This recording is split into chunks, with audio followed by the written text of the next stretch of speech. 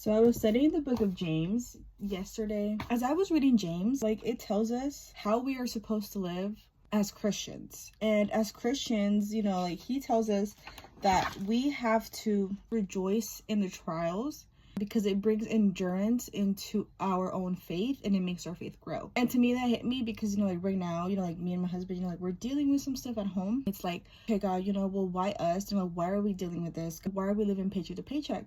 I felt in my spirit that God was telling me it's a trial right now. You are in a trial that you have to go through in order to trust God, in order to trust him in everything and to know that he is your provider. He provides for you. He provides for the bees and the flowers and the animals. Just to say that he won't provide for me, and I'm his daughter and he made me in his image. It also tells us, to not be in the world.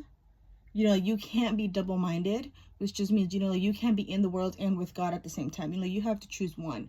So, you're either with God or you're, not with God. You can't be in two places at the same time. And another one that spoke to me so much was the verse that says, be quick to listen, slow to anger, and slow to speak. Oh my God. I'm just like, God, I know, talking to me.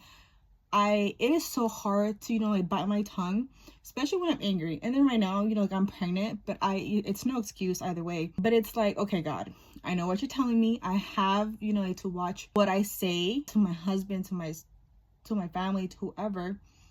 And I have to be slow. I have to think about these things. I have to not react.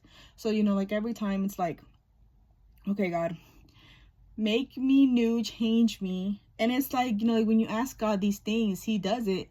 But he puts you in a trial and these tribulations and you're like, okay, why is this happening to me? But it's like, we asked for God to change us. I've been asking God to change me and to watch what I say, to hold my tongue.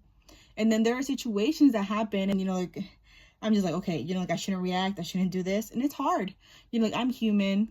It is really hard to not react sometimes. But whenever that happens, we have to ask God for wisdom.